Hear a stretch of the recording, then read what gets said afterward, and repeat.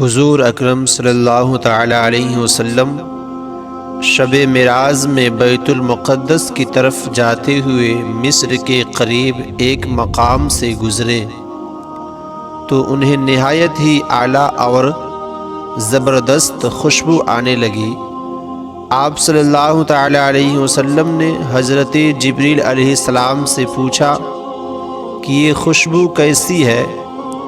جواب ملا کہ فرعون کی بیٹی کی باندی مشاطہ اور اس کی اولاد کی قبر سے آ رہی ہے۔ پھر حضرت جبریل علیہ السلام نے اس کا قصہ بیان کیا کہ مشاطہ فرعون کی بیٹی کی خادمہ تھی اور وہ خفیہ طور پر اسلام لا چکی تھی۔ ایک دن فرعون کی لڑکی کو کنگھی کرتے ہوئے اس کے ہاتھ سے اتفاقاً کنگھی گر پڑی۔ وہ اٹھانے لگی تو اس کی زبان سے بسم اللہ الرحمن الرحیم نکل گیا۔ اس پر شہزادی نے کہا کہ تو نے آج عجیب کلمہ بولا، رب تو میرے باپ فرعون ہی ہے، تو پھر تم نے یہ کس کا نام لیا ہے؟ اس نے جواب دیا، فرعون رب نہیں بلکہ رب وہ اللہ ہے جو مجھے اور تجھے اور خود فرعون کو روزی دیتا ہے۔ شہزادی نے کہا، اچھا تو میرے باپ کے سوا کسی اور کو اپنا رب مانتی ہے؟ اس نے جواب دیا، ہاں ہاں، میرا، تیرا اور تیرے باپ سب کا رب اللہ تعالی ہی ہے۔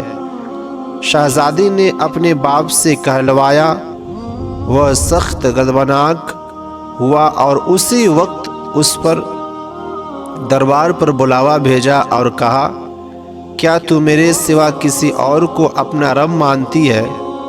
اس نے کہا کہ میرا اور تیرا رب اللہ تعالی ہی ہے جو بلندیوں اور بزرگی والا ہے۔ فرعون نے اسی وقت حکم دیا کہ تانبے کی جو گائے بنی ہوئی ہے اس کو خوب تپایا جائے، اور جب بالکل آگ جیسی ہو جائے تو اس کے بچے کو ایک ایک کر کے اس میں ڈال دیا جائے، آخر میں خود اسے بھی اسی میں ڈال دیا جائے۔ چنانچہ وہ گرم کی گئی۔ جب آگ جیسی ہو گئی تو حکم دیا کہ اس کے بچے کو ایک ایک کر کے اس میں ڈالنا شروع کرو۔ اس نے کہا، بادشاہ ایک درخواست ہے میری، منظور کرو، وہ یہ کہ میرے اور میرے ان بچوں کی ہڈیاں ایک ہی جگہ ڈال دینا۔ اس نے کہا، اچھا تیرے کچھ حقوق ہمارے ذمہ ہے اس لیے یہ منظور ہے۔ اس کی دونوں بچیاں اس کے آنکھوں کے سامنے اس میں ڈال دی گئی اور وہ فوراً جل کر راکھ ہو گئے۔ پھر سب سے چھوٹی کی باری آئی جو ماں کی چھاتی سے لگا ہوا دودھ پی رہا تھا۔